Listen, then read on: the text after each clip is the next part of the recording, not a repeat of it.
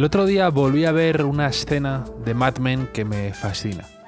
Están en el despacho del veterano y algo excéntrico fundador de la agencia, Bert Cooper, con su Mark Rothko y sus grabados orientales colgando en las paredes. Y en una tensa reunión, a Don Draper, un compañero le acusa de no ser quien dice ser, de haber suplantado y usurpado la identidad y el pasado de otro hombre. Y cuando piensas que han llegado a su fin los días felices de Donald Draper, que le han pillado, que le han descubierto, que es el fin de trayecto para Don, que Bert Cooper no tolerará una mentira así en su prestigiosa agencia, entonces el viejo director sorprende a propios y extraños y dice: ¿qué más da? ¿Qué más da que no sea quien dice ser? Hay un dicho oriental: un hombre es la habitación en la que está. Y ahora mismo Donald Draper está en esta habitación. Who cares? What? Who cares? The Japanese have a saying, a man is whatever room he is in. And right now, Donald Draper is in this room.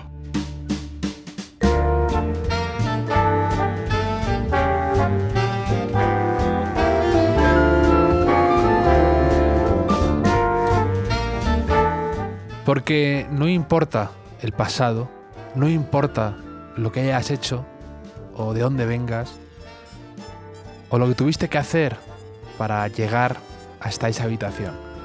Eres tú, ahora y en este momento, en esta habitación. Eso es todo lo que importa. Tu talento, tu ingenio y tu atrevimiento.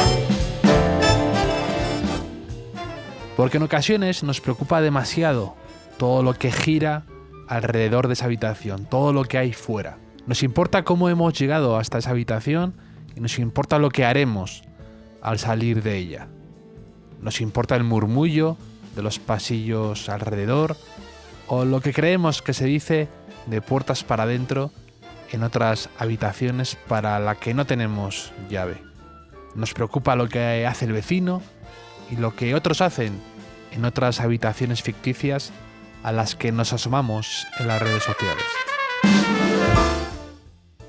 Y pensaba en esto, además, llevándolo también al mundo laboral. No importa si a lo mejor no tienes ese título específico, importa lo que aportas a la habitación, lo que traes a la mesa.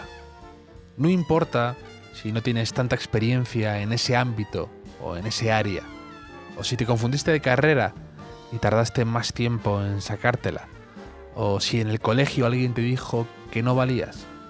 No importa. No importa la edad que tengas, si eres demasiado joven para ese puesto o si al revés hay alguien más joven que tú por encima de ti tomando decisiones. Nada de eso importa realmente. También lo veo y pensaba en esto estos días viendo, por ejemplo, los playoffs de la NBA. No importa si fuiste elegido a la segunda ronda de draft o si directamente pasaron de ti y te tuviste que ir a jugar fuera. No importa. Solo importa lo que hagas en la pista. Solo eso.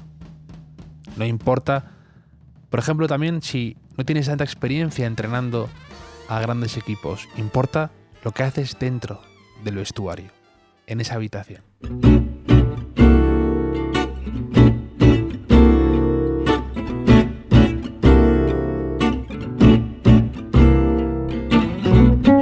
También lo pienso viendo mi propia vida. No importa tanto si no tienes la carrera de periodismo.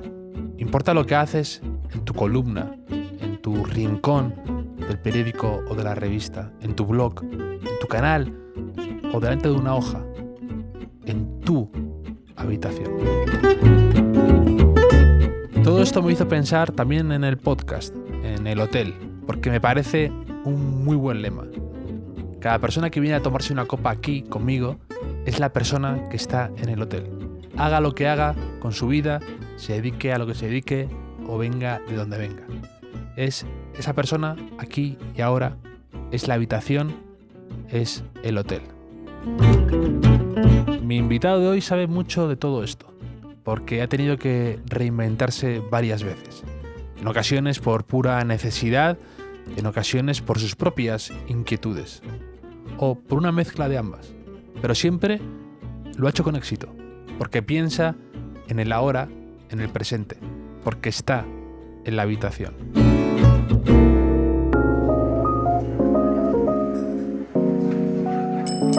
Bienvenidos al Hotel Jorge Juan, con Javier Aznar, un podcast de Vanity Fair y Seagrams. Mi invitado es Álvaro Benito, y con él voy a hablar mucho de cómo a veces nos obsesionan las etiquetas, el tener que definirte, y cómo muchas veces vemos la experiencia más como un obstáculo y como una barrera de entrada, en lugar de como una credencial y de un valor añadido. El título del primer disco de Arctic Monkeys me gusta mucho. Sea lo que dicen que soy, eso es lo que no soy. Así que, chin chin, por toda la gente que no sabe lo que es, pero que sabe lo que no es. ¿Cómo estás, Álvaro? ¿Qué tal? Muy bien. Oye, enhorabuena antes de nada, porque creo que vas a estar los domingos ahí hablando de fútbol, que es lo que sabes hacer tú muy bien. Sí, la verdad que mira, que la vida hace unos años no sabía muy bien hacia dónde me iba a llevar, porque el fútbol volvió a aparecer. Yo ya empezaba a trabajar en algunos medios de comunicación y el gusanillo del fútbol iba regresando cada vez con más fuerza, iba apareciendo en mi vida. Y ya cuando me puse a entrenar, pues de una manera muy, muy, muy clara y muy evidente, que pensaba que por ahí iba a ir mi camino, ¿no? Pero a partir del año pasado, que dejé de entrenar y que me puse a comentar ya partidos de la Liga, pues este año es dar un paso más y muy contento, muy responsabilizado también, porque creo que es una gran responsabilidad llevar el fútbol o contar el fútbol para millones de hogares aquí en España, pero también yo creo que muy contento, ¿no? Porque es lo más cerca del césped que se puede estar.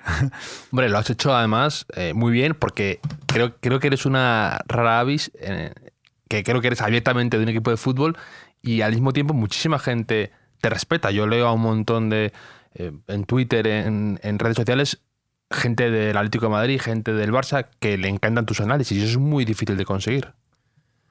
Bueno, al final yo intento ser honesto con lo que pienso. Cuando yo analizo un partido, no miro las camisetas. O sea, intento analizar lo que pasa dentro del juego y sobre todo también ser consciente de que primero hay que partir desde un respeto hacia el profesional, ya sea el futbolista o el entrenador, incluso el colectivo arbitral, que son seres humanos, que a veces perdemos un poco esa perspectiva, ¿no? Cuando se habla de un futbolista, más que se cosifica, parece que sí se puede y que aceptan todo tipo de comentarios, ¿no? Y no es así. Yo intento siempre focalizarme más en el juego y sobre todo acercar el juego al aficionado. Yo creo que cada vez el aficionado del fútbol está cambiando.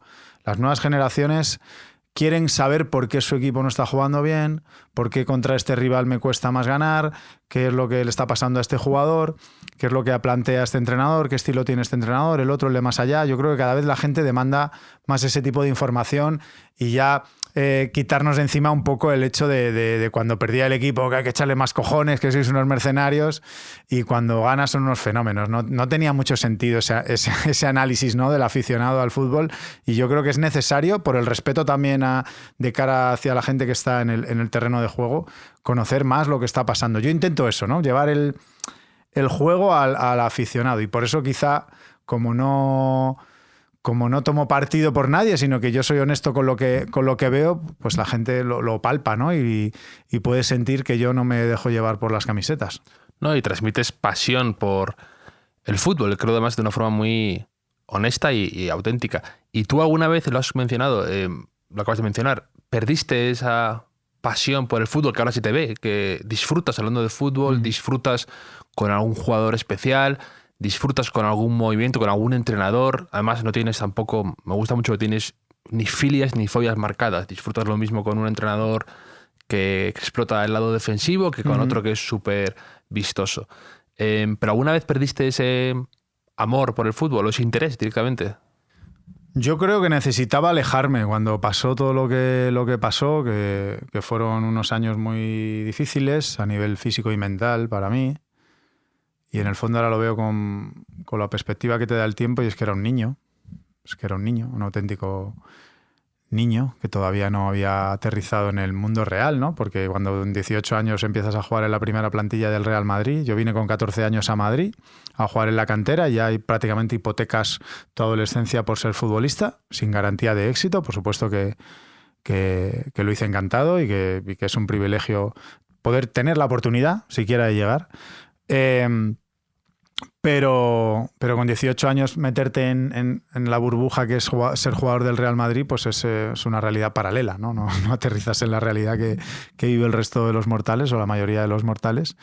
Y de repente, pues todo el tema de la lesión, ya en el proceso, pues ya aterrizabas, ¿no? Porque yo estaba en el mismo lugar de trabajo que el resto, pero yo no estaba en la misma realidad que el resto, ¿no? Y era muy duro ir a la ciudad deportiva a rehabilitar en lugar de entrenar, era muy duro ir al Bernabéu a ver los partidos en lugar de a jugar, de estar en el vestuario antes de los partidos y no vestirme, de ir a las semifinales, cuartos de final, cuando ya viajábamos toda la plantilla, y finales de Champions o Intercontinental, etcétera, etcétera, y estar allí en la concentración y no poder formar parte de aquello, y luego en la celebración pues sentirte casi un usurpador, ¿no? Eso siempre me lo pregunto cada vez que veo una celebración de una Champions o de un torneo importante.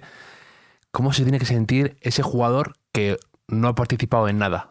Con el We Are the Champions, el confeti, la música, el sudor de los compañeros que se lo han ganado, y tú ahí que debes sentirte muy raro. Y los futbolistas, que por un lado son muy egoístas en el buen sentido de la palabra, que están muy obsesionados con siempre mejorar, con siempre exigirse lo mejor, lo veo en televisión y me pregunto ¿cómo se tiene que sentir esta persona? Y siempre enfoco mi vista hacia los secundarios. Es que es una sensación rara, porque yo, por ejemplo, en mi caso era pura impotencia, primero por sentir que no entendía muy bien por qué se me había privado de tener la oportunidad de disfrutar esos momentos, y luego, claro, no puedes ni mostrar tu infelicidad, porque yo creo que estás siendo injusto con tus compañeros en un momento magnífico y maravilloso para ellos y por ellos. Pero tampoco te puedes mostrar excesivamente eufórico porque tú no has hecho nada, ¿no? En el momento presente se vive de una manera extraña. Pero es cierto que luego, con la perspectiva del tiempo, aprendes yo he aprendido a sentir más como míos aquellos títulos, porque al final he comprendido que yo no era culpable de nada. O sea, que seguramente hubiera tenido mis oportunidades deportivas si no hubiese pasado lo de la lesión. Entonces, no me tengo que sentir... En su momento me sentí, que estaba usurpando algo que no era partícipe, pero luego con la perspectiva del tiempo he dicho, ¿qué cojones? Pero si es que yo no tengo culpa de nada, ¿sabes? Yo no tengo culpa de nada. Y estaba en esa plantilla y al final, desde un poquito más al lado, desde el escaparate de al lado, de fuera del escaparate, lo pude vivir, con lo cual también es algo que te llevas, una experiencia vital magnífica. Claro que me hubiese gustado, cómo no, poder haber estado vestido de corto. Pero bueno, tuve otros compañeros también que estaban sanos y que no se vistieron ese día, ¿no? Y que también fue un momento duro para ellos. Creo que también ha cambiado mucho en estos últimos 20 años el fútbol en ese aspecto. Creo que cada vez hay más sentimiento colectivo, ¿no? Ahora no pasa nada porque un jugador que haya jugado muy poco, solo en la fase previa, disfrute el título como el que ha jugado todos los partidos, ¿no? Y me parece lógico, ¿eh? Lo entiendo, porque yo creo que el día a día del vestuario, de entre los entrenamientos,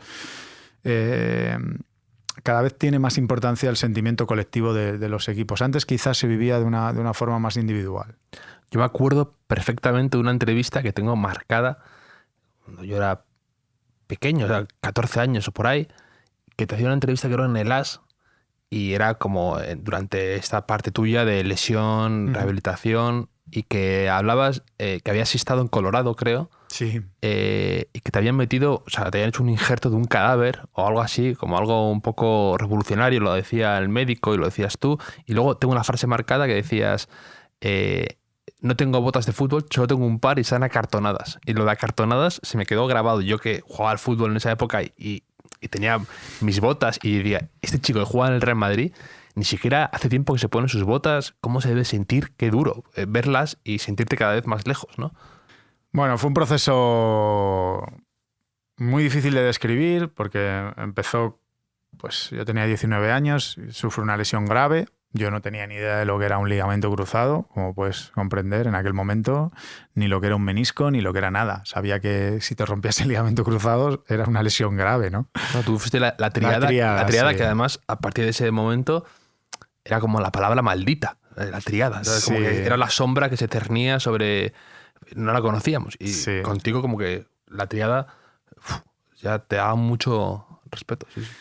Sí, y en su momento desconocía lo que significaba, el tipo de cirugías que te podían hacer, las secuelas que te podían quedar, no tenía ni idea, ¿no? Yo me puse en mano de los médicos y es cierto que ya desde que me operaron yo noté ahí algo, que había un agente extraño, o sea que la articulación no estaba como antes. Y seguía a rajatabla la recuperación y cuando volví a jugar, pues había perdido porcentaje de velocidad, de potencia, algo se había perdido en el camino, ¿no? Pero bueno, podía jugar. Es cierto que a partir de unos meses después, al quitarme casi todo el menisco externo, que era el que me rompí, que por casos como el mío ya no los quitan a los deportistas, los suturan, que tarda más en curar, pero no te quedas cojo. Y entonces empecé a tener inflamaciones constantes, pero no podía estar ni de pie. Yo recuerdo muchos años, 2 o 3 años de mi vida seguidos donde yo no podía estar de pie ni darme un paseo. Y por eso fue lo de buscar una solución de un injerto de menisco en Estados Unidos. Fuimos primero a Colorado, pero ahí no me hice el injerto, ahí fue una consulta, que fue un viaje muy largo con el doctor del Corral, los dos solos, a Vail, a Colorado, y la consulta tempranísimo. O sea, si llegamos a Vail a las 3 de la madrugada por el viaje, pues la consulta era como a las 7 de la madrugada, ¿sabes? Y estar allí con el doctor y llevarle un montón de pruebas, de cirugías, el tío me examina y tal, de resonancias, perdón. El tío me examina y me dice, mira, yo aquí no veo mucha solución, te puedo hacer un tensado de la plástica del ligamento, porque yo, claro, al no tener menisco externo, al haber vuelto a jugar, pues ese compartimento del menisco se había comprimido y es lo que me rozaba hueso con hueso y es lo que desgastaba el cartílago, ¿no? Yo el problema que tenía a grandes rasgos era ese, que yo al no haber menisco, que es lo que está entre hueso y hueso, pues el hueso rozaba con el hueso y el cartílago, que es la membrana que recubre al hueso, se desgastaba. Entonces yo hacía tratamiento conservador, eso mejoraba y en cuanto forzaba, el hueso volvía a rozar, inflamación constante, ¿no? Y entonces el tío dice, yo te puedo hacer un tensado de la plástica del ligamento para liberar el compartimento externo y tal.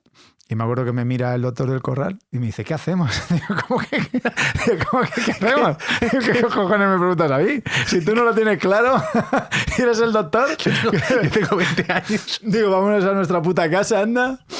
Digo, vámonos a casa y nos cambiamos el billete y nos quedamos 2 días en Nueva York, ¿me acuerdo? El doctor y yo. Eso es como un amigo mío que estábamos en barco y mi amigo era el patrón y me dice un día, no pasa nada, pero mira a ver dónde están los charcos salvavidas en día de tormenta. Sí, pues esto es igual. Por si acaso vete poniéndotelo, por si acaso. Sí, nunca, que no cuenta el pánico, pero póntelo. Sí, así fue. Y luego ya meses más tarde me llamó un día contento que había encontrado un sitio en Pittsburgh que empezaban a hacer trasplantes de menisco a deportistas. Y ahí fue cuando fuimos a Pittsburgh, él y yo también, y en la consulta me dijo el doctor que me tenía que abrir, que me tenía que hacer una artroscopia para ver si era candidato y tal. Y bueno, yo ya tenía alguna operación sobre mis hombros y dije, bueno, pues me la voy a hacer, pero no tenía muchas ganas, sinceramente, que me volvieran a abrir. Y cuando salí de la anestesia y ya estaba un poco operativo a nivel vital, pues me llegó el cirujano y me dijo, mira, tengo una noticia buena y una noticia mala. La buena es que eres candidato para hacerte el trasplante de menisco y la mala es que te tienes que ir a casa para curarte de la artroscopia 1 mes. Al mes tienes que venir, te tenemos que hacer una osteotomía tibial, que es cortarte un trozo de tibia para liberar el compartimento externo que estaba comprimido. Esa operación y recuperación son unos 5 meses. Y cuando te recuperes de esa operación tienes que venir y vamos a hacer el implante de menisco y de ligamento cruzado, te vamos a poner un cruzado nuevo, que son otros 18 meses de recuperación, eso incluido que son los 3 primeros meses enganchado 6 horas a una máquina que te dobla y que te estira la pierna cada día 1 grado más. Claro, aquella información yo me puse a llorar inmediatamente porque comprendí que yo no iba a jugar más al fútbol. O sea, eran total 2 años y pico de recuperación más los 2 años que llevaba aproximadamente ya. Así que me sometí a todo aquello, al proceso, y me cambió la vida. La verdad que dejé de tener inflamaciones. Desde que me pusieron el menisco, por lo menos pude empezar a ser una persona normal y poder estar de pie, que ya a mí me cambió la vida con eso, que tengo que dar gracias a que a día de hoy sigo, si no la fuerzo demasiado, sigo sin tener inflamaciones, que es que yo no podía estar de pie ni 5 minutos. ¿Conseguí volver a jugar al fútbol? Conseguí volver a jugar al fútbol, pero claro, no era ni el 30%. En los días buenos, eso. Sí, yo realmente hubo 2 motivos de mi retirada. Y los 2, uno es médico, que al final la rodilla necesitaba muchos cuidados durante el día para poder entrenar al día siguiente. Mi último año fue en el Getafe, fue un intento de volver al fútbol profesional. Y lo segundo, de la frustración de estar muy lejos del jugador que yo sabía que tenía dentro, ¿no? Yo seguía viendo el fútbol a una determinada velocidad y no lo podía ejecutar mi físico. A mí eso me pasa, pero sin lesiones. O sea, yo lo veo, pero no lo ejecuto. Pero digo, me frustra. Pero y que eso te ha tenido que endurecer muchísimo, ¿no? Mentalmente. Incluso hay un reportaje por ahí tuyo que es duro. Y yo me acuerdo, digo, es que no te vienes abajo en ningún momento. Eres súper, muy sensato hablando, muy tranquilo. Tampoco te reprochas nada. O sea, como que veo que hay un trabajo mental muy duro. Porque yo lo pienso y digo, qué duro ha tenido que ser para un chico joven ver a tus amigos y tus compañeros de equipo del B, en el Madrid B, en el Castilla, todo esto eran Raúl, Guti. Son amigos que luego les ha ido muy bien todo, que han triunfado, y tú no poder hacerlo esto sabiendo que tú lo tienes dentro, sabiendo que tú eres capaz y que por una cuestión de un agente externo, como tú has dicho, de que tienes dentro, no lo puedes hacer. Eso tiene que ser... Ya no tanto, además, la gente se queda a veces con joder, estos ganando millones y el otro no, tal, sino jugar al fútbol, ¿no? Que es lo que uno siempre ha querido hacer en el Madrid y ganar títulos y participar, ¿no? En eso. Uno no empieza a jugar al fútbol para ganar millones, sinceramente. Y nunca ha sido el motor de mi vida. A mí me han educado siempre en el hecho de contener para vivir bien, o sea, para no pasar necesidades.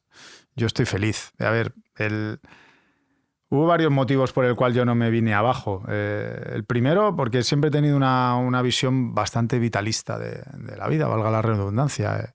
Aquel camino va solo en una dirección, no sabes cuándo va a acabar y el lamento nunca ayudó a nadie, ¿no? No conozco Además, una frase que utilizaba mucho cuando entrenaba para los chicos, que es: el lamento no ayuda. O sea, puedes tener un momento para la autocompasión, pero ya, un segundo y mirar hacia adelante. No quedaba otra y es cierto que hubo momentos duros, ¿sabes? No te voy a decir que estuviera...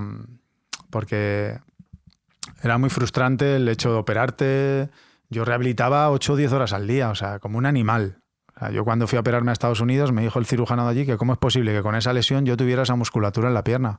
Pues yo me tiraba 3 horas a la piscina por la tarde corriendo con un flotador aquí enganchado, sin resistencia, sin apoyo, que era lo que me mataba a mí, para ganar musculatura en la pierna. O sea, yo me rehabilité como una bestia. Yo soy muy tozudo, cuando me pongo con algo voy a muerte, y más eso, que era el sueño de mi vida, que se estaba yendo por el desagüe. Pero al final, te soy sincero, que en el momento que... Lo que más me mataba era la incertidumbre. O sea, la incertidumbre de decir, me recuperaré, no me voy a recuperar, voy a quedarme cojo para toda mi vida, volveré a jugar, ¿dónde voy a jugar? ¿Cuál va a ser mi nivel? Y en el momento que yo ya decido retirarme, de verdad que fue un momento de descanso, de decir, bueno, mi vida ya no va por aquí, ya sé que no va a ser el fútbol, es una putada, pero tiene que ir por otro lado. O sea, entonces yo nunca miré para atrás con autocompasión. Yo me alejé del fútbol, o sea, me alejé, no volví a la ciudad deportiva ni un día ni a saludar, no fui al Bernabéu a ver un partido, veía los partidos importantes por la tele, sí, porque el fútbol me seguía gustando, pero no lo hice tampoco de una manera... No me obligué a mí mismo, sino que supongo que me surgió de forma natural, que mi cuerpo y mi mente necesitaban desconectar, depurarme, no lo sé. O sea, y me alejé del fútbol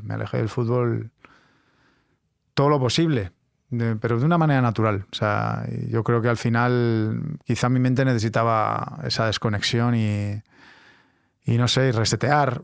Y aterricé en el mundo sin saber hacia dónde iba a ir mi vida, sinceramente. Me tomé un año totalmente sabático, de decir, mira, un año de... Estuve a punto de retomar la carrera de Derecho, que lo dejé en tercero, pero tampoco me entusiasmaba la idea. Estuve también tentado de irme al extranjero a estudiar música y a probar suerte por allí, pero al final empecé ya aquí a chapurrear con la música. Pero ahí es que tiene mucho mérito que has tenido bastante éxito en 3 ramas muy distintas. En el fútbol internacional, jugando en el Real Madrid, no es poca cosa para la corta edad con que lo tuviste que dejar. Y luego música y en analista de fútbol. Son 3 ramas muy distintas y que te ha ido muy bien en las... Entonces pasas a la música de repente, ¿no? Y la música es... Yo me acuerdo perfectamente de en el año 2003... Mi padre me da dinero y me dice, ha sacado un disco Álvaro Benito, hay que apoyarnos entre madridistas como si fuéramos una minoría. Y mi padre siempre le había visto... Está mal, oye, si hubiesen comprado un disco cada madridista, pero hay que apoyarnos. Viviría al lado de Julio Iglesias. Y me compré Melodías Desafinadas, me acuerdo perfectamente. ¡Joder! Me acuerdo perfectamente ese disco. Que el libreto salías tú con camisetas de baloncesto. Joder, sí, lamentable. Me acuerdo de ese disco perfectísimamente. Sí. Y pues me acompañó porque yo tenía una prueba en la universidad y me acompañó en ese viaje que yo estaba muy fastidiado porque me perdía la final de mi liga de Santander. Y el 10 de mayo me perdía eso y luego la fiesta de gala, como los americanos. Me perdía esas 2 cosas porque te ponía las pruebas y me acompañó tu disco en el viaje, ese disco, porque me la comprado esa semana. Y lo tengo muy grabado ese disco. Y entonces, bueno, ahí empezaste, ¿no? Sí, en realidad, lo de la música yo siempre lo cuento como algo increíble lo que sucedió. Porque, a ver, yo ya tenía guitarra. Mi padre toca la guitarra.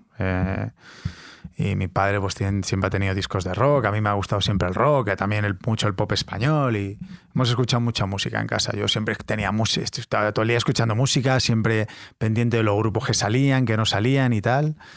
Y yo ya con 18 años, cuando ya me fui de la pensión, porque claro, aquí cuando los que éramos de fuera de Madrid, vivíamos en una pensión aquí cerca, en la calle Recoletos. Sí, de esa pensión me habla mucho mi amigo Corona, que jugó en el Madrid. Sí, claro, Corona, estuvo con él allí, claro. Sí. Esa pensión que debía ser increíble. Otra... No, es que es increíble, era increíble, pero bueno, al final éramos como una familia, como no éramos tantos de fuera como ahora, que son 90 o 100, ahora antes éramos 30 como mucho y éramos como una familia realmente y nos ayudábamos los unos a los otros, porque éramos chicos de 14, 15 años, 16 años, cada uno de un sitio y veníamos aquí a Madrid a buscarnos la vida, ¿no? Y era duro, porque había mucha soledad también, muchos momentos de los días que no jugabas bien, pues al final problemas que tienes y no te puedes apoyar en tu familia, en los amigos, pero bueno, curte mucho esa experiencia. Y lo de la música, ¿no? Que me estaba perdiendo, lo de la música. Entonces yo tenía una guitarra y cuando ya me fui a un piso de alquiler con un compañero, mi compañero de habitación, con Roca, pues me compré, con mi sueldecito de jugador del Castilla, pues me compré una Fender ahí, tal, una Fender y un pequeño amplificador y bueno, pues ahí metía ruido y tal. Y es curioso, mira, voy a hacer un inciso para que veas las inquietudes musicales que ya se asomaban en mí, que un año tuve compañero de habitación a Paco Jurado, un futbolista de Murcia, que luego llegó a jugar en el fútbol profesional, en segunda división, el Jaén, el Murcia y tal. Y el otro día estuve tocando en Murcia, estuve con él, vino a verme, y me decía, tío, si es que tú ya me traías canciones escritas ahí con la guitarra, grabadas en un cassette y me los ponías y tal, no sé qué. Digo, no me acordaba. O sea, que yo ya con 15, 16 años... cuando iba a casa algún fin de semana, algunos días a Ávila, pues me grababa mis canciones, mis cosas. O sea que ya tenía alguna inquietud por ahí. Y con 18 años me compré mi primera guitarra eléctrica y tocaba ahí y tal. Pero claro, el tema es que cuando antes de retirarme, ya me compré una batería, porque yo el instrumento que empecé a dedicarle más tiempo fue a la batería, me gustaba mucho realmente. Pero luego, como Polo empezó a venir a casa y le gustaba la batería, pues ya me metí más con la guitarra. Pero yo siempre lo cuento nosotros nos metimos en la música desde la inconsciencia más absoluta, desde la ignorancia más absoluta, y un hándicap importante, que es eso, un gran hándicap, fue nuestra mayor suerte, o sea, y nuestro mayor valor, porque no hubo nadie de la industria, no tenía nadie, ningún conocido, ni nadie que nos dijera, que nos aconsejara. Es decir, ¿dónde vais? Almas de cántaro. ¿Dónde vais? Y nosotros íbamos allí con nuestras primeras maquetas a moverlas por las discográficas y claro, éramos horribles, o sea, habíamos montado la banda hacía 5 minutos. O sea, hacía 5 minutos. Sí, pero ese atrevimiento de las primeras veces es muchas veces lo que te hace llegar a sus sitios. Sí, yo me acuerdo que fue un proceso largo. O sea, mucha gente a grandes rasgos dice, este tío se retira y al año y medio estaba viviendo la música, ¿no? Pasaron 5 o 6 años, 5 años largos, yo creo, hasta que... Un proceso natural, y aún así todavía estábamos verdes cuando nos llegó el éxito. Y recuerdo ya que melodías desafinadas, autofinanciada, autotal, que no sabíamos nada, no estábamos preparados para grabar un disco ni en broma. Con el segundo disco ya, que se llama Esto no es un disco de punk, ya se empezaba a atisbar que el concepto lo íbamos teniendo. O sea, el concepto de una banda tarda mucho tiempo en definirse. Y ya no te hablo ya sin tu pericia como instrumentista, que también marca un poco tus límites, pero sobre todo el concepto de una banda, ¿no? Una banda tiene que tener un concepto muy claro para saber dónde tirar y afinar y dar en la diana. Para mí es fundamental, ahora lo tengo clarísimo, claro, ya muchos años después. Y no hubo nadie dentro de la industria, porque nuestro manager, que sigue siendo el mismo, tampoco venía de la música. O sea, pues yo soy vuestro manager. O sea, sí.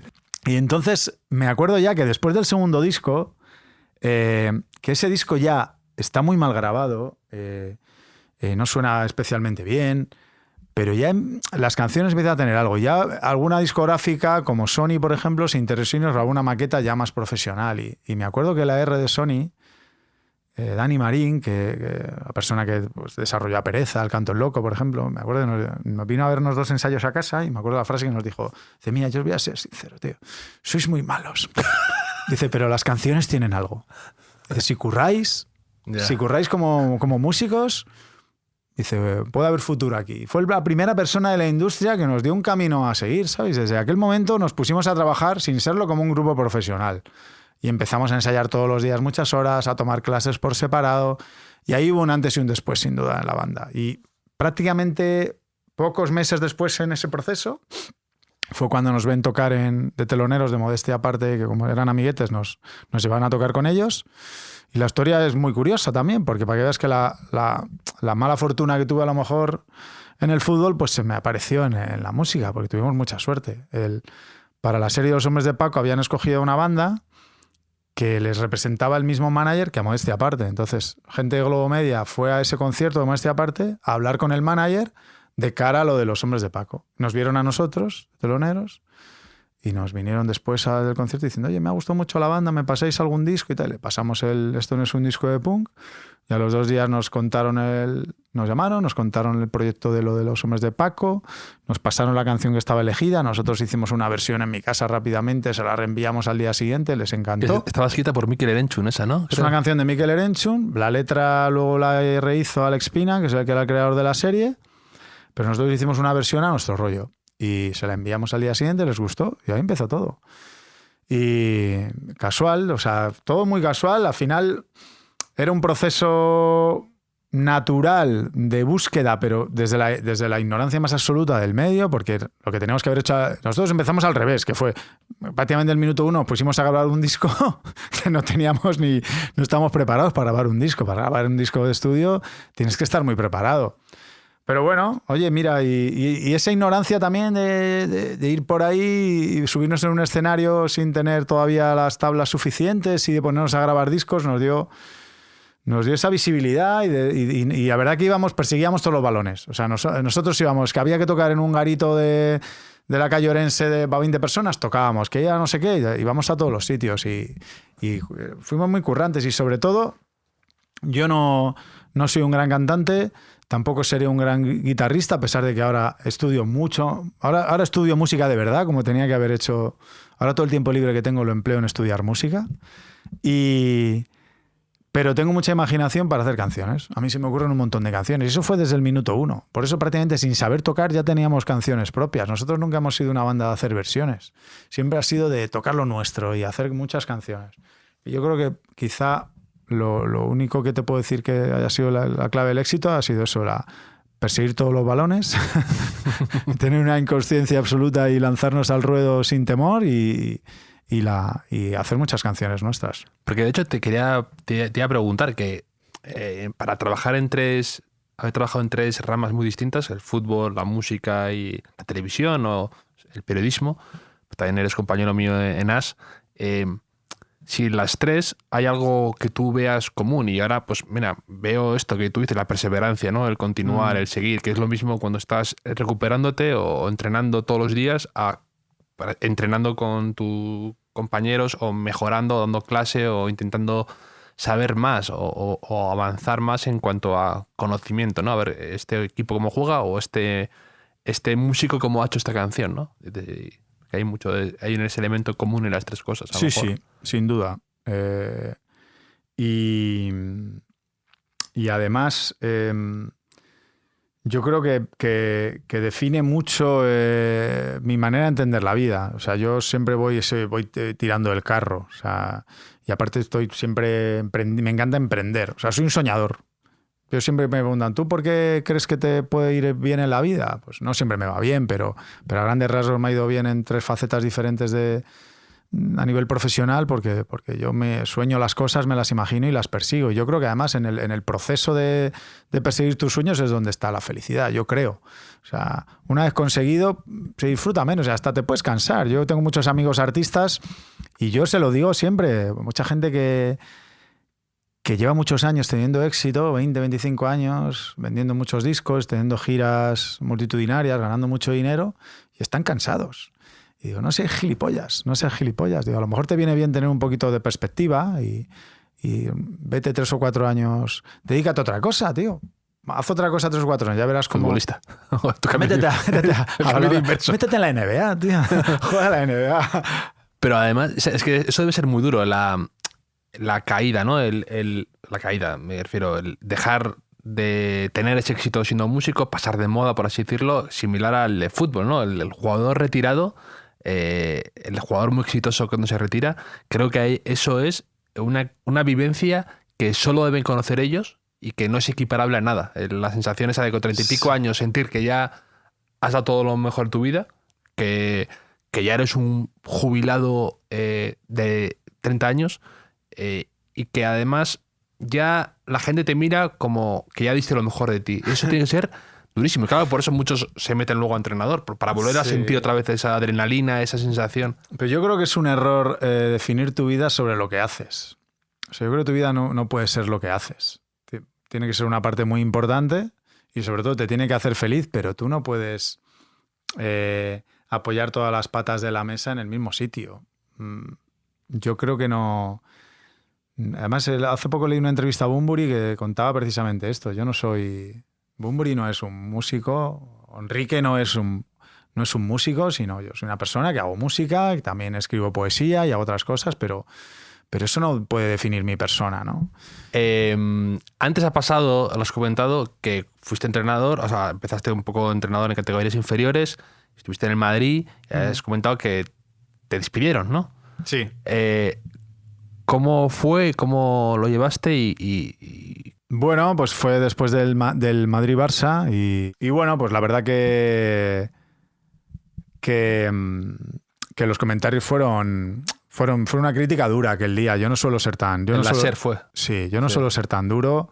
Yo creo que también ahí, por la frustración de que teníamos todos los madridistas, pues emergió un poco, ¿no? Pero bueno, yo siempre he tenido la sensación de que no hay dudas de que yo soy muy madridista. O sea que a lo mejor sí podía haber tomado o me puedo tomar alguna licencia más con el Real Madrid en relación a otros equipos, porque yo quiero lo mejor para el Real Madrid siempre, ¿no? Yo no voy a querer el mal para el Real Madrid en ningún momento, ni para ninguno de sus futbolistas, ¿no? Y por eso a lo mejor yo entendí que un madridista puede tener más licencia para criticar, hacer una crítica deportiva sobre su propio equipo, ¿no? Pero bueno, al final yo lo llevé bien, ¿eh? O sea, quiero decir, yo lo entendí, que a lo mejor por la solución hubiese sido que me hubiesen dado a elegir, ¿no? Oye, si estás aquí trabajando no puedes trabajar en los medios también, porque hay este tipo de conflicto y es absolutamente comprensible y entendible. Pero yo es que siempre he sido muy honesto con lo que he dicho, con lo que pienso. Y ya te digo que yo pienso que muy poca gente pueda tener alguna duda de que yo quiero lo mejor para el Real Madrid. Y a partir de ahí ya te digo que el Real Madrid ha sido mi vida. O sea, yo no puedo tener nada más que palabras de agradecimiento. El Real Madrid ha definido mucha parte de mi vida y seguramente estoy donde estoy a día de hoy por haber jugado en el Real Madrid. Entonces no... Pero creo que eso es un buen ejemplo además un poco de lo que hablábamos antes, de que no estás bajo la sombra de la sospecha de hacer comentarios pro Madrid, porque precisamente a ti te echaron por hacer comentarios duros del Madrid, que además es una cosa que yo siempre digo, que los que somos muy madridistas o muy de un equipo de fútbol, el que sea, de baloncesto, tiendes a ser más duro con ellos, más duro en cuanto a te fijas en todos los detalles, quieres que sea perfecto, quieres que funcione como una maquinaria y ves, en cambio los demás te quedas con las virtudes porque lo ves más con un poquito más de distancia. En lo tuyo es como lo que tú decías, un hijo, dices, quiero lo mejor para él. Y entonces a veces hay que ser duro, exigente o decir las cosas. Así es, yo por eso, yo creo que además nadie se vio luego en la corriente que hubo a través de las redes, que es un feedback, a veces sí que tiene relación con lo que se palpa en la realidad, otras veces no, pero sí me llegaron pues muchos mensajes en relación a que, joder, en mi caso yo creo que no hay duda de que yo no quiero, o sea, yo no puedo desearle el mal al Real Madrid jamás en mi vida.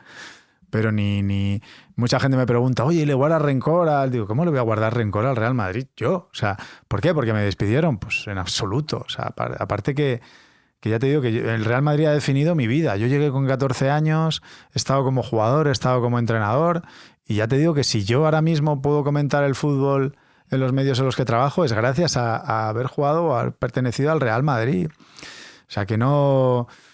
Pero bueno, sí es cierto que a mí me hubiese gustado pues progresar más como entrenador allí, pero tampoco te digo, igual que no miré para atrás con autocompasión cuando me pasó lo de la lesión, que fue una desdicha mucho más importante, en este caso pues en absoluto. Yo siempre miro hacia adelante, ¿no? Y se abren otras oportunidades.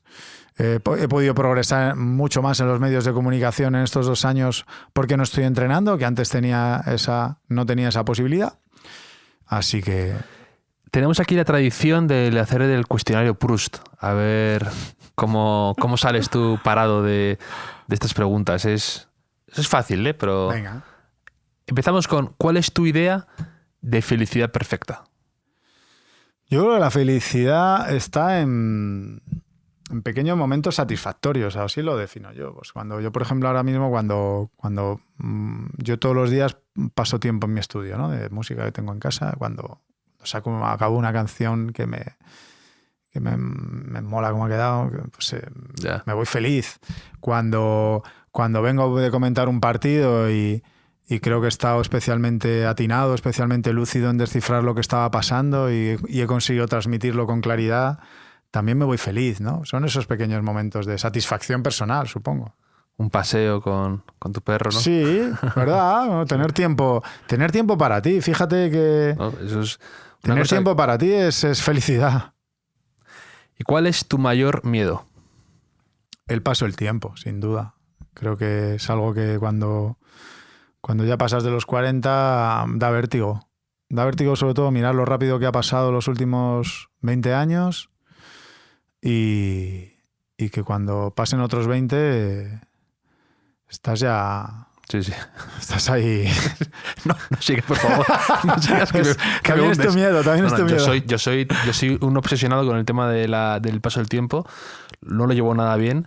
Odio cumplir años. Sí, sobre lo que comentas, a mí fue un fue una bofetada de realidad cuando, por ejemplo, se fue del Real Madrid Raúl o se fue Guti, ¿sabes? Mis amigos, es como diciendo, hostia, se acabó una era de mi vida, porque al final una parte de mí siempre sigo jugando con ellos, ¿sabes? Es como que...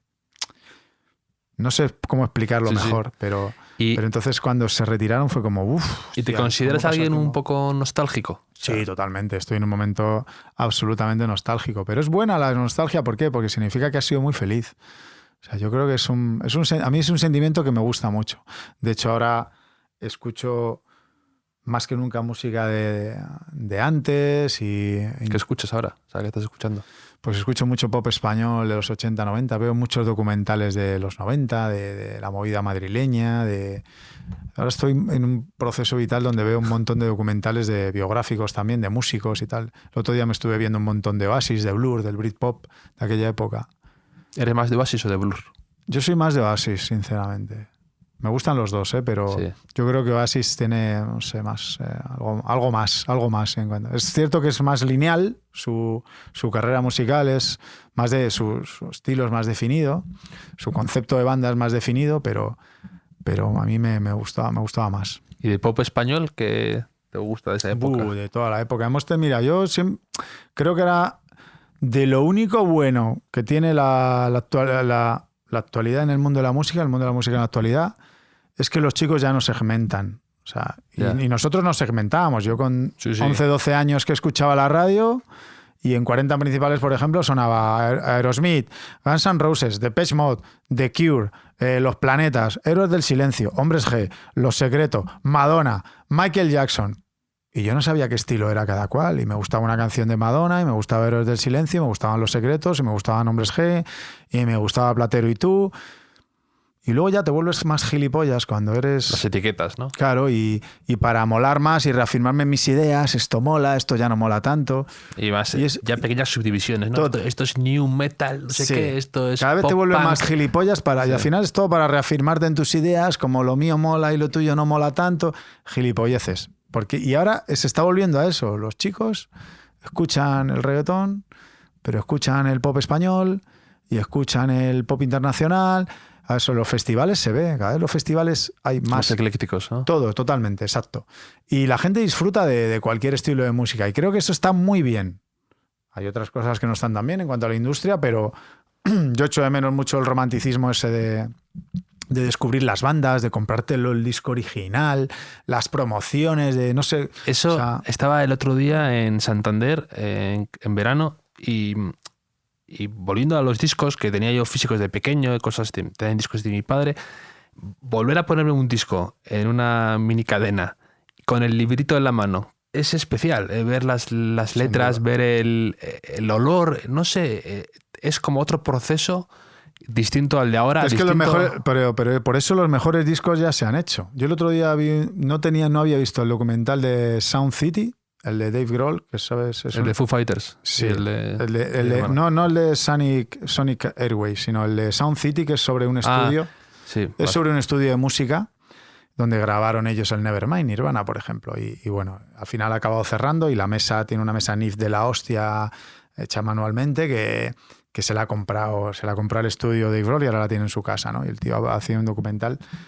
Y los músicos, salía Tom Petty, pues habla un montón de músicos que han grabado allí, hablando de que los mejores discos ya se han hecho por eso, no porque los músicos de antes fueran mejores que los de ahora, sino porque antes te podías permitir estar un año preparando un disco.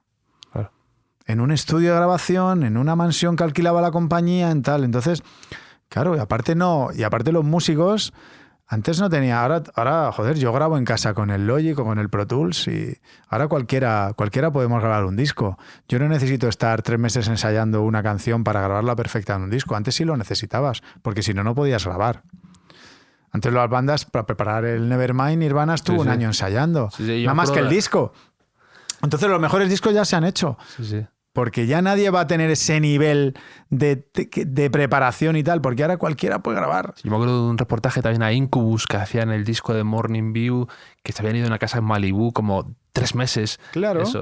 Y la química que se... Totalmente. Y eso ya no pasa. Y aparte que yo tengo mi teoría también sobre las bandas, de que por qué los 3 primeros discos de todas las bandas son los mejores y después ya no vuelven a sacar buenos discos, porque si tú y yo somos dos chavales de 18 años que tocamos música y se nos da bien y pensamos que, oye, que la cosa puede ir bien y tomamos clases y tal, y nos gusta, vamos a estar 6, 7, 8 horas al día en ese momento dándole, componiendo, ensayando, preparando. Ya no te digo si sacamos un disco va bien, nos vamos a girar por todo el mundo, vamos a estar preparando otro año el disco siguiente, componiendo. O sea, cuando ya tienes el zurrón lleno, afloran otros problemas. Tú te casas, tienes hijos, te vas a vivir a Londres, yo vivo en Los Ángeles. Oye, Juanito, que el año que viene tengo que grabar disco. Venga, pues quedamos ahí un mes y medio antes en el local y tal. Y entonces, claro, ya los mejores discos ya se han hecho por todo esto. Porque ya la gente no pasa horas y horas y horas y horas en los locales o en los estudios preparando los discos. Interesante. Y es curioso también eso, como las bandas también, efectivamente, muchas tienen como el mismo arco, ¿no? Se va repitiendo los mismos errores, los mismos fallos, los mismos tensiones entre las bandas, entre cosas de ego a veces. Pues es normal, tío. Yo pienso que es una cosa vital. Para que las bandas tuvieran el mismo nivel que los primeros discos, yo soy muy fan de las bandas de los 90 y al final hay excepciones por ahí que vuelven a retomar con algún disco bastante bueno, pero surge casi de forma casual. Porque es normal. Tú ves yo ya te digo que soy amante de los documentales de música. Es como preparaban los Chili Peppers los discos de los 90 o todo. Y es que la gente estaba un año y medio componiendo, ensayando, trabajando con el productor y por eso salían esos discazos. Luego ya la gente tiene su vida, tienen hijos, tienen compromisos, ya no tienen esa necesidad, ni a lo mejor ni ese amor de querer comerse el mundo. Es que pienso que es un proceso vital, natural, y emplean menos tiempo en preparar los discos. Y de cuando en cuando, pues a lo mejor surge la esta de que encuentran un pedazo de canción o dos canciones, pero ya no hay esos discos redondos de decir... Es una cuestión de tiempo. He escuchado muchos podcasts de Rick Rubin, ¿no? El productor el de la barba, ¿no? Que es como un filósofo también, ha sido el descubridor de muchos grupos. Además, me encanta... Él empezó con... ¿Has visto el documental de los Beastie Boys? El de Beastie Boys, pues él fue el que ahí empezó él. Pero es que ahí le ves, ese documental que es buenísimo. Sí, es cojonudo. Ahí ves el personajazo que era Rick Rubin en general. Sí. Qué tío más inquieto, qué cantidad de distintos... Es curioso porque él no es músico, ¿sabes? Y él no es ingeniero de sonidos. Es curioso porque él no toca un puto fader. Pero luego ha escrito más grupos totalmente distintos. Desde, pues eso, creo que produjo a Red Hot alguna vez. A Red Hot, incluso a System of a Down, a Weezer. A Limp Bizkit, a Weezer. Weezer me encanta. Sí, Weezer, grupazo. Estos discos de colores, el verde me encantaba, el azul... Eran fascinantes. Luego ha tomado una deriva rara, ¿no? Pero Rivers Cuomo es un genio loco y saca... Es súper futbolero, además. Sí, alterna discos increíbles con auténticas cosas extrañas. Experimentos suyos. Sí, es un tipo curioso. A mí me flipa un Weezer también, un grupazo, sí. Pues eso, y él produce desde... Él siempre dice que intenta ponerse en la piel del fan. Esto mola, esto no mola, así, tan, sin más. O sea, decir, oye, este estribillo mola, repítelo, este arreglo no me satisface esta intro, busca algo. Pero sí, el tema de los... Yo reflexiono mucho el porqué de eso, de que los grupos que con esa capacidad que tienen, además son músicos increíbles, cantantes increíbles, compositores extraordinarios, pues porque emplean menos tiempo en preparar los discos. Es que no tiene más secreto. Al final cada uno ya tiene menos tiempo porque ya son padres, porque están casados, porque muchas bandas no viven ni en el mismo país. ¿Cómo van a quedar a componer y a ensayar si no viven ni en el mismo país? Entonces, claro, los discos es imposible que salgan igual de buenos cuando estaban un año echándole 8 horas al día. En el documental ese de los Beastie Boys, cuando ellos hablan de que se arruinan y quieren redefinir el grupo y se montan un estudio casero en Los Ángeles, en las afueras de Los Ángeles, y se tiran 1 año y medio redefiniendo la banda, componiendo y probando sonidos y tal. 1 año y medio. Estábamos 8 horas al día. A mí pasa mucho con el periodismo igual, que había antes otra época en la que te dejaban irte en un periódico grande 6 meses para investigar sobre una historia y desarrollar e ir escribiéndola y tal. Y ahora pues tampoco se puede. Un rasgo que deplores de ti mismo. Pues que soy igual de exigente con los que en el ámbito profesional, con los que me rodean, que conmigo mismo. O sea, siempre pido el mismo nivel de lo que yo estoy dando a los demás. Y ¿Eso te ha generado alguna fricción alguna vez? sí, o... sí, muchas veces. Porque la gente mucha gente no le gusta que les aprieten. Se conforman con el aprobado. ¿Y un rasgo que no te guste de los demás? Pues precisamente ese. Precisamente que se comprometan en algo y luego no den el 100. ¿Sabes? Que se piensan que el fruto cae solamente del árbol. ¿Y eres así, has sido así en todo? ¿En el fútbol, en la música, Sí. ahora como analista y periodista? Sí, lo que pasa es que como analista es algo más individual. Ya. O sea, pero en el fútbol sí, en el fútbol yo de hecho, yo hasta que he podido jugar alguna pachanga, yo soy insoportable jugando al fútbol porque exprimo a mis... Y como entrenador, ¿eh? Como entrenador soy de apretar ahí hasta... de exprimir al máximo. Soy muy tranquilo en el resto de ámbitos de la vida, Ya. pero en el fútbol soy una pantera. O sea, en el fútbol saco mi vena competitiva al máximo. ¿Y sigues jugando pachangas o No, ya te has hace muchos retirado? años que no puedo ni moverme. Deporte moderado, bicicleta, un poco de elíptica, todo lo que no tenga impacto. Una persona viva a la que admires. Muchas. Pues mira, en el ámbito musical, Matt Bellamy, por ejemplo, parece un tío... The Muse. Sí, parece un tío brillantísimo. Y además me mola mucho porque yo siempre me preguntaba el por qué, y pues también me pasa eso con Oasis, por eso mola ¿por qué la gente de la música se disfraza? ¿No? O sea, Ya. ¿por qué para ser tienes que dar un sombrero de cowboy y una tal y tener pinta como de borracho? Y ese rollo está muy obsoleto también. Me mola más Bellamy por eso, porque se funde a cualquiera, es más genio que cualquiera y el tío es un tío normal. O sea, no va de nada, no va de yo soy un tío súper místico y tal. Es una cosa que a mí cuando me metí estuve en el ámbito musical y lo conocí más en profundidad, me sorprendía, tío, la cantidad de personajes de ficción que hay. De personajes creados, ¿sabes? Sí, porque tú enseguida ves a alguien subiéndose al escenario con una... Disfrazado y dices, qué mundo interior tan apasionante debe tener este hombre, y luego no necesariamente. Claro, no sé, sí, es como que parece que para que te tomen en serio como artista necesitas disfrazarte, es una cosa que no he entendido. Por eso salían los Gallagher también ahí, como iban vestidos por la calle y no importa. O sea, me encanta esos conciertos con la parca esa que lleva. Sí, hasta en verano. Sí. Me encantaba. Pero bueno, que al final, oye, cada uno que haga lo que quiera. ¿Cuál es tu estado actual de ánimo?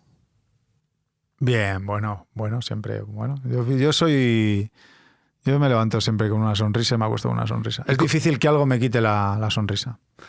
¿Y alguna palabra, muletilla o frase que utilices con demasiada frecuencia? Sí, utilizo mucho la palabra brutal. Brutal, ya, es que se ha metido mucho en nuestro lenguaje para describir cualquier serie, película, libro, lo que sea. Partido de fútbol, todo. Tienes, te voy a preguntar, ya que tienes esta carrera como triple, digamos, un mentor en cada área. O sea, un mentor, alguien que te ayudará mucho, que tú pienses en él de forma recurrente todavía en fútbol, en la música y ahora como analista, trabajado en televisión y demás. Bueno, en fútbol te diría Jorge Valdano, porque mira, ayer hablé con él justo que le envié la foto que se cumplían 25 años de mi debut. Con él ahí en la banda. Y Jorge siempre me ha demostrado muchísimo cariño, aparte que es muy bueno aportando consejos vitales y yo siempre de cuando en cuando le pido consejo en lo que puedo. En la música, la verdad que no hemos tenido, desgraciadamente... Ya lo que comentabas antes. No hemos tenido, desgraciadamente, porque nos hubiese venido muy bien haber conocido el medio, hubiésemos tomado algún atajo que nos hubiese venido fenomenal. Hemos tenido que aprender a palos y realmente al principio nos sentimos un poco maltratados y no entendíamos bien el porqué, ¿no? Yo al final sigo teniendo el mismo pensamiento que la música es música. Cuando se hace de manera honesta, como nosotros que éramos 3 tíos en un garaje haciendo lo que nos salía, ¿qué daño puede hacer eso? Si no te gusta, no lo escuches. O sea, es que tiene muy fácil solución, ¿no? Ya. No es un gobierno que no has votado y que han votado otros y que te lo tienes que comer. Que bueno, puedes estar a disgusto, pero la música, tío, ¿no? ¿Por qué te puede sentar mal que tenga éxito algo que lo que tú no comulgas? Y tampoco te diría, incluso con lo otro, puedes estar enfadado permanentemente de bajón o lo que sea, o triste, o por algo que escapa de tu control, o sea, que tú lo has intentado, oye, has votado lo que sea, has hecho lo que... Y ya escapa de tu control, vivir permanentemente amargado con eso tampoco... No, y está a la orden del día, ¿no? Yo me sorprende mucho la gente está preparada como de uñas para saltar por cualquier cosa, que no hay nada de empatía y sobre todo nadie pregunta el por qué. Oye, tú y yo podemos tener pensamientos dispares o incluso diametralmente opuestos sobre un tema.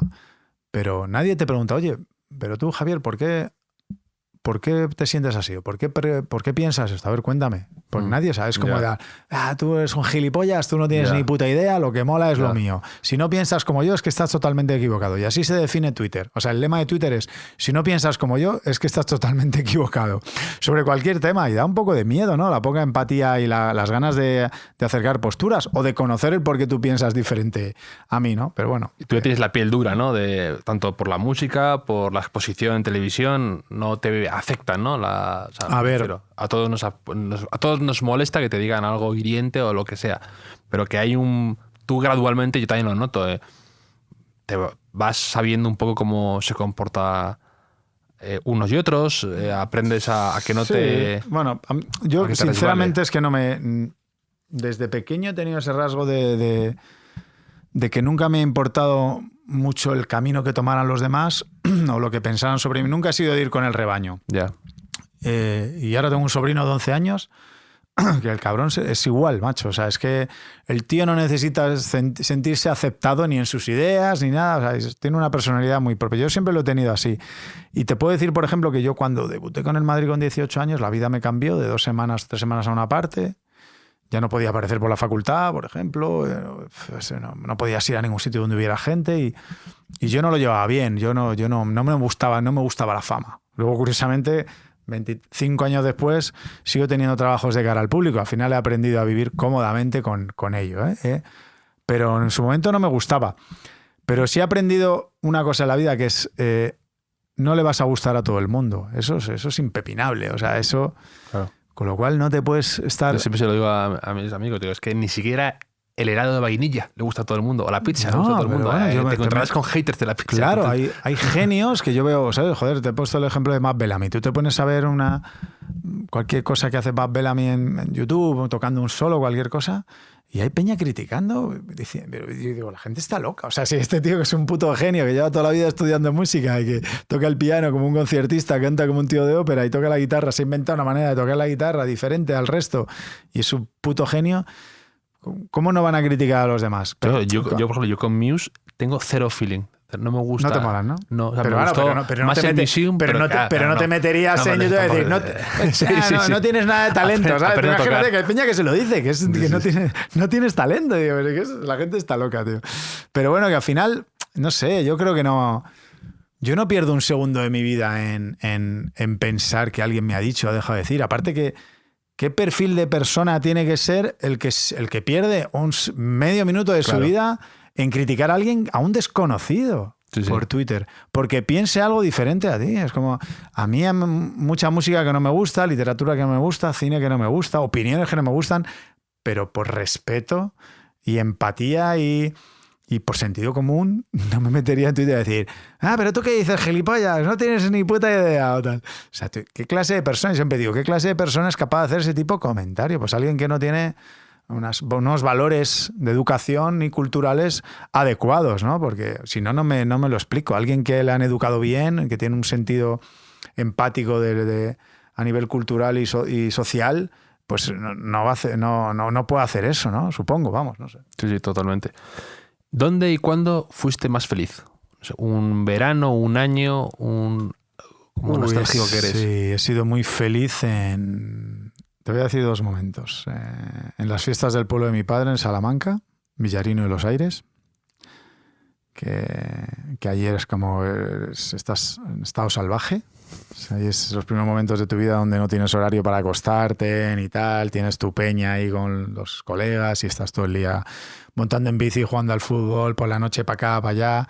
Los primeros contactos con las chicas, tal, en la edad esa, 12, 13 años. Y luego te diría que de gira, cuando nos sentamos a veces con el grupo y recordamos y decir, ¡fua! ¡Qué disfrute! O sea, qué buenos momentos, Sí. ¿Qué talento te gustaría tener?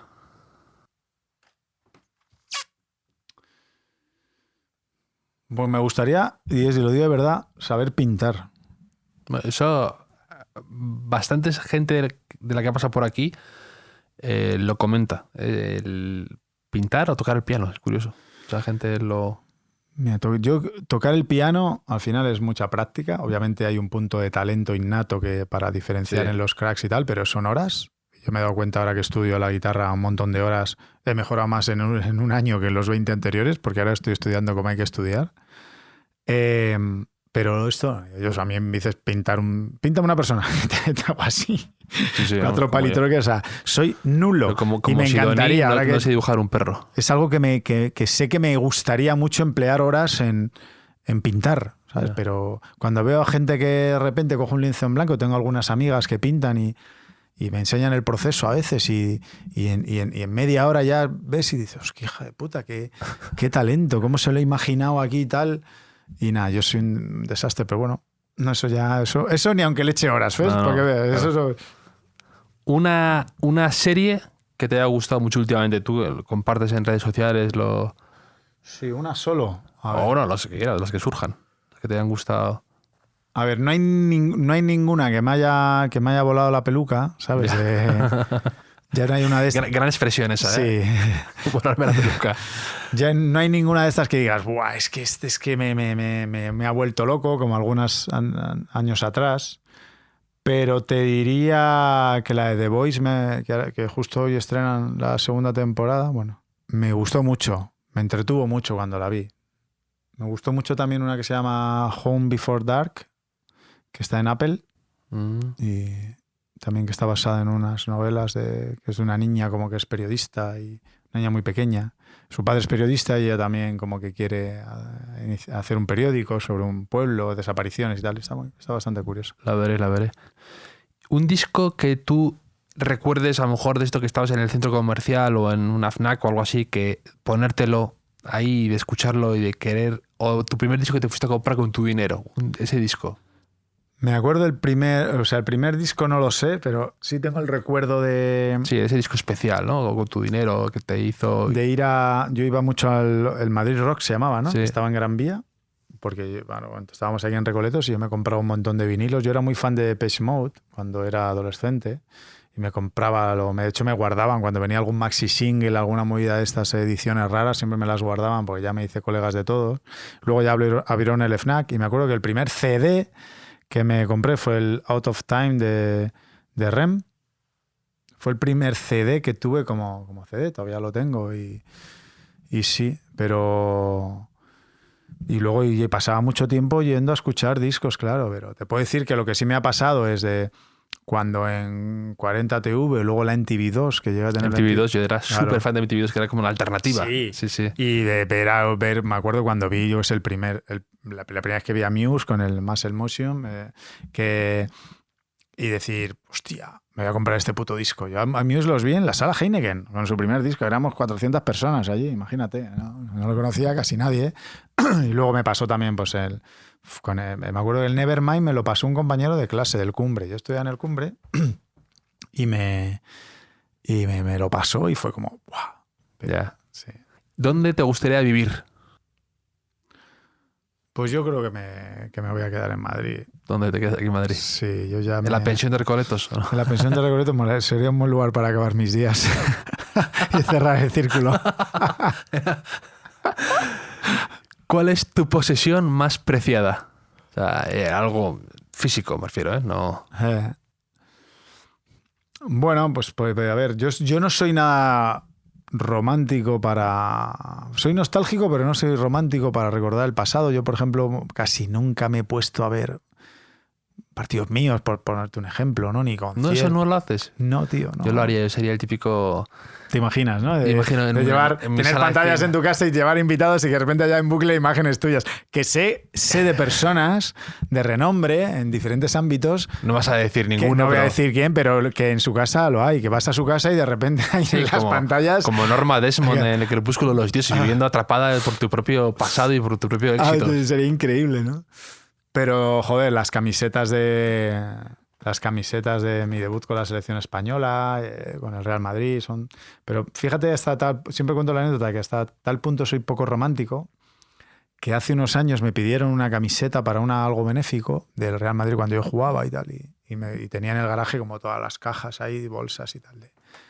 Y me puse a rebuscar y de repente veo unas cajas ahí de cartón que ya las tenía vistas, o sea, Ya. estaban allí, pero yo soy muy pasota para eso, no sabía ni lo que era, ni las sabría.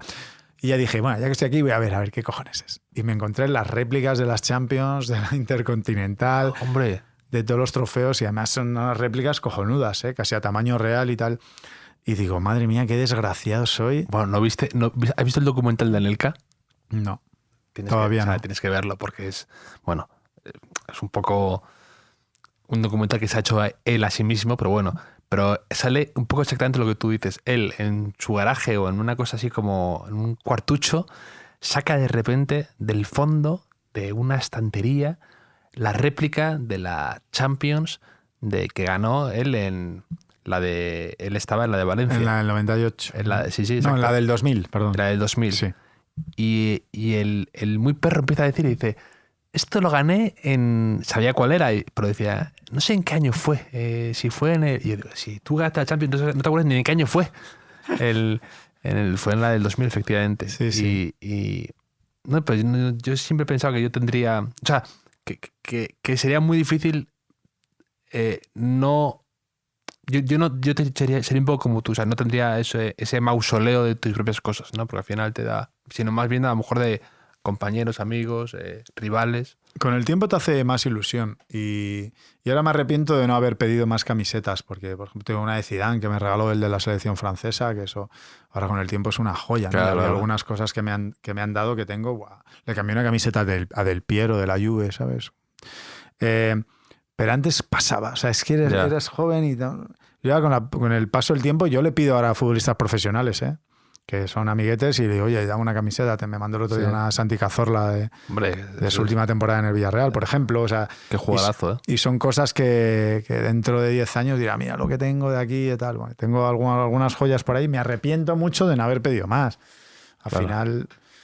¿Tú con Anelka coincidiste o no? Con Anelka coincidí, claro. ¿Cómo era Nico? Bien, la verdad que, mira, yo me llevaba muy bien con él. Yo le daba conversación, sinceramente. Yo era muy abierto con la gente que llegaba. Entiendo que es muy difícil. Es un niño, es que era un niño. Es que él habla de eso, de cómo... Es que era un niño, llegas a un sitio donde no hablas el idioma. Es que por eso La mayoría de la gente va muy a lo suyo. El documental te lo recomiendo porque te das cuenta de muchas cosas y de cómo efectivamente un niño que han pagado por él 5.000 millones de la época... También te digo que todo esto, yo estaba en el vestuario, todo esto que se hablan de que le hacían la vida imposible, que tal, es mentira. O sea, no llegaba a ese punto ni de lejos. Él tampoco era el chico que quisiera integrarse desde el minuto 1. Pues llegaban otros, llegó Panucci y a los 2 minutos parecía que había vivido aquí ya toda la vida. Hombre, O sea, yo soy súper fan de Cristian Panucci. claro, y otros muchos. Tú también tienes que hacer por integrarte, ¿no? Pero, por ejemplo, llegó Zizou al vestuario y se sentaba muy cerca de mí y yo hablaba bastante con él, pero era muy tímido. Era una persona que te tenías que acercar, ¿no? Yo creo que es un trabajo para mí. Yo si algún día entreno en un equipo grande, los futbolistas, aunque sean superestrellas, aunque ganen millonadas, son chicos con inseguridades, son gente muy joven normalmente, porque una persona con 24 o 25 años eres un niño.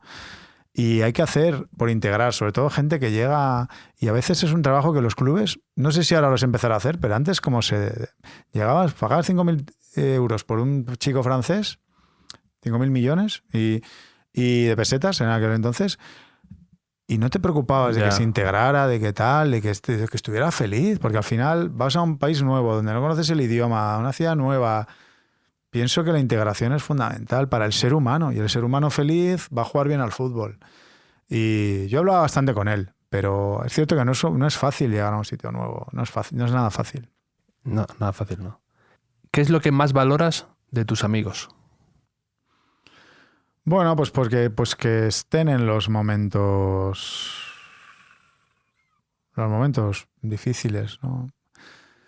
Al final, mira, yo aprendí una lección rápido, que es que al final no quedó nadie. O sea, cuando pasó lo que pasó de la rodilla, quedó mi familia y no quedó nadie más. O sea, en los momentos de tocar fondo de verdad, o sea, porque tú puedes tener problemas cotidianos, ¿vale? Pero en los momentos de tocar fondo de verdad, de tocar fondo, yo estaba muchas horas en casa impedido, pero muchas horas. Son 9 operaciones, imagínate los meses de posoperatorio que es eso, de estar impedido, luego con muletas, prácticamente rehabilitación casa. Y la gente se va cayendo y es normal. Y no lo digo como algo negativo, sino que la vida es así. La vida cada uno, el muerto al hoyo y el vivo al bollo. O sea, es que es así la... Me acuerdo también, me acaba de venir un flashback también, me acuerdo que en tu época ahí de lesión, recuperación, lesión tal, hasta también tuviste un accidente de coche, ¿no? Sí, me rompí la rodilla mal además. Te rompiste la rodilla otra vez, sí, me acuerdo algo así que era... Además el resto del equipo estaba en Japón, ¿no? Algo así, intercontinental o algo así. Sí.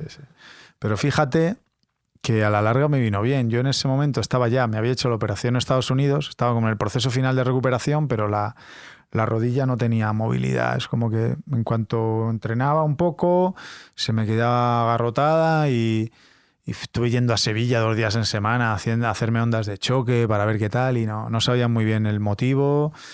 Y justo en el accidente pues me rompo el cruzado y el peroné de la pierna izquierda. Y me acuerdo que llega... Es mala suerte también eso, ¿no? Sí, bueno, me acuerdo que le di con una farola, entonces lo que es el cuerpo humano, porque yo estaba con el cinturón puesto, pero estaba subido en el reposabrazos. O sea, digo, ¿cómo cojones? Pues estaba toda la puerta metida, aparte se me clavaron algunos hierros, pues aquí en el glúteo y un poco en el costado, y se me quedó la pierna metida en el lado del conductor y yo estaba con el culo en el reposabrazos. Digo, ¿cómo cojones? Con el cinturón, el cuerpo ha sacado de manera así, ¿sabes? Inconsciente, la fuerza y tal para... Y me acuerdo que yo llevaba unas botas como de militar ahí puestas y me las conseguí quitar, de la adrenalina y tal. Y ya cuando me senté en el asiento del copiloto fue cuando me empezó a doler. Y me di cuenta que me había... Bueno, llegó el samurái y tal y ¿qué tal? ¿Estás bien? Mi rodilla. No te preocupes, que solo la rodilla. No, mi rodilla, ¿sabes? Con todo lo que llevo ya. Y entonces, cuando me abrió el doctor del Corral, vio que tenía muchos restos de las diferentes operaciones que habían formado un callo y por eso me limitaba la movilidad. Me lo limpió todo y a partir de ahí la recuperación fue como un tiro y gracias a eso conseguí volver a jugar. Lo que te he dicho antes, limitado, pero bueno, para que veas. ¿Qué es de lo que te arrepientes? ¿Te arrepientes de algo? No. Al final todos nos hemos equivocado, pero supongo que en el momento creíamos que estábamos haciendo lo correcto. O sea, no tiene ningún sentido. No he hecho ninguna maldad. O sea, yo no he hecho ninguna maldad en mi vida. Esto que diga, pues es que he sido un hijo de puta con este o de esta manera. Entonces, los errores pueden haber sido profesionales o en ese aspecto, pero no... Hay que ser buena persona para dormir tranquilo. Eso lo tengo claro. Y lo segundo que tienes que hacer, si te lo puedes permitir, lo que te haga feliz. Y a partir de ahí... Pues arrepentirse, pues te puedes equivocar, claro que sí, oye, pues mira, pero es que las decisiones se toman a tiempo presente. Y ya las 2 últimas, ¿tus escritores favoritos, si tienes? Pues no tengo ninguno así de cabecera, por así decirlo. He pasado por muchas etapas en mi vida, me ha gustado mucho la filosofía, a mí, sobre todo los existencialistas, ¿vale? No tanto como para leerme un libro de Kierkegaard entero, de Nietzsche, pero sí me gusta tengo varios libros donde hay compendios de relatos y de ideas generales, que me gusta mucho. Sí, por ejemplo, también sobre la inteligencia emocional. Hay uno que se llama Inteligencia Emocional, que es de Daniel Goleman, que me encanta mucho leer sobre eso, ¿no? Sobre lo existencial, la vida, la profundidad de la vida, el sentido de la vida. pues todo esto me gusta mucho. También he tenido etapa de poesía, tanto romántico como simbolista. Y tengo también libros en casa de Becker, de los Machado y tal, de Oscar Wilde, algo. Pero no tengo esa paciencia de darle continuidad a una novela narrativa. Ahora, cuando viajo, sí. Cuando viajo más, ahora por ejemplo estoy enganchado a las autobiografías. Me acabé el otro día la de Ozzy Osbourne, empecé la de Keith Richards y tengo pendiente la de Lemmy de Motorhead. Y Buenas vidas, dan juego. sí, tengo la de Agassi también, las que veo que me van molando, y me gusta mucho todo lo que me tenga que ver con lo vital, y por eso veo también mucho documental autobiográfico de artistas, pintores. Me vi el otro día uno cojonudo, el de Miles Davis, que está en Netflix. Ah, ya sé cuál es. Sí. Es cojonudo. Y el de Quincy Jones también me vi. Hostia, el de Quincy Jones es la hostia, tío. Vale, Qué tipo, macho. Es el productor, otra cuál leí. Es que siempre lees y dices... Se ha producido todo, tío. Sí. O sea, es un puto genio. Ese tío es un puto genio. Puto genio. Y sobre todo voy por ahí. No me engancha tanto la novela narrativa de cualquier género. Es como me gusta leer cosas que me aporten a nivel vital. Ya. Y ahora, hablando de esto, llevado al fútbol, por ejemplo, y de liderazgo, inteligencia emocional, ¿quiénes son para ti los entrenadores que tú admiras y que miras y dices, me encantaría tomarme un café con él y desentrañar un poco su mente, ¿no? O su día a día, cómo lleva, o preguntarle por ciertas cosas, ¿no? Ahora también que eres analista y te gusta desmenuzar los partidos y lo que hay debajo, ¿no? Lo que subyace. Muchos. Yo creo que el fútbol tiene una cosa muy buena, que es que hay muchos caminos válidos, igual de válidos, para llegar al mismo fin, ¿no? Que es ganar. ¿Vale? Que es, para un entrenador, convencer al colectivo de tu idea y, por ende, que esa idea funcione y ganar. Cholo Simeone me parece un número uno en eso. Te podría decir Mourinho, me gusta mucho también con su estilo.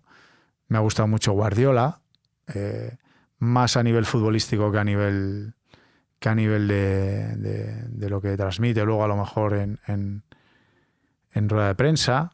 Me gusta mucho Mendilibar, me gusta mucho Bordalás, me gusta mucho... Bordalás ha estado mucho en el punto de mira, ¿no? Porque pues eso es rifirrafe que tuvo con Setién, por ejemplo, lo que yo... Sí, pero... Ya. A mí me gusta mucho... Los que saben exprimir, los que saben... Me gusta mucho... Pelear con sus armas. Es que no, es que tiene convencido al equipo de hacer... El equipo de Bordalás hace lo que él quiere. Y un poco lo que tú dices, cuando... lo que tú me mencionabas antes de esa fuerza que sacas, que no sabes de dónde viene... Yo cuando veo un equipo así me encanta, cuando siento que los jugadores se creen capaces de ganar a cualquiera, que creen que están jugando por encima de sus posibilidades. Totalmente. Y los grandes equipos es que el Getafe juega por encima de sus posibilidades. Hombre, ahí está, Claro. ahí le ha ido, ahí eliminando al Ajax después de que el Ajax eliminara al Madrid. Pero que no te tienes que ir tan lejos, que el Liverpool tiene buenos jugadores, pero no tiene los mejores jugadores. El Liverpool juega por encima de sus posibilidades. Por supuesto. Salah no era un... Ni Firmino, ni Mané, ni Wijnaldum, ni Henderson, ni Fabinho. Coge jugador por jugador y bueno, son buenos jugadores, no tomo. Claro que sí, no vas a construir un palacio con 3 palos, pero eso, cuando el entrenador consigue exprimir lo que tú decías antes. Sí, claro. Hay muchos, ¿no? Muchos. Al final en esta vida... Quien piense que se regala algo a esos niveles es que es un ignorante. Yo por eso cuando lees algunos comentarios hablando mal de alguno, de Zidane o del que sea tal, digo, pero ¿sabéis lo difícil que es ganar a esos niveles? Primero, convencer a un colectivo, que son todos estrellas del rock, de tu idea y de que vayan todos a una y de lidiar cada semana con quien juega, con quien no. O sea, no se debe banalizar algo que es tan complejo, o sea, y por eso la gente habla con... Pero está bien también, porque el fútbol tiene esto, ¿no? Que es algo que sentimos que todos conocemos. Yo, por ejemplo, a mí me hablas de arquitectura, de un plano sobre los cimientos o tal, o las las bases sobre los pesos, ¿qué tal? Ni puta idea, claro, y de eso no puede opinar nadie, nada más que los arquitectos. Pero de fútbol todos podemos opinar más o menos porque todos hemos jugado y lo conocemos y es un deporte sencillo de entender, ¿no? Y las reglas son sencillas. O sea que, pero luego ya la complejidad de ser entrenador y de los entresijos del juego, pero está bien que la gente pueda opinar. Y tienes, ya para acabar, ¿tienes un lema en tu vida, algo, un mantra, algo que te repitas, o la típica frase que te gustaría poner en un cartel en la autopista para que todo el mundo lo viera, o enfrente de un colegio, algo así que... Mira, una es la de que te he dicho antes, que es el lamento no ayuda a nadie. Sí. Cual no puedes perder ni un minuto de la vida en lamentarte. Y luego que hay que disfrutar. O sea, yo te lo juro que lo repito mucho con Maldini, por ejemplo, y siempre hablamos de cuando nos ponemos a hablar de fútbol y llegamos a la conclusión de lo privilegiados que somos de poder trabajar en lo que trabajamos, ¿no? Y decimos, tío, hay que disfrutar. O sea, hay que disfrutar. Es que la vida es que pasa muy rápido. Y es que yo puedo salir de aquí y se me puede caer una maceta de alguien que está regando, se me cae la cabeza y hasta aquí han llegado mis días felices. Pero ¿y si no se es pasado mañana en un accidente de coche? ¿Y si no me da lo que... Y no quiero ser...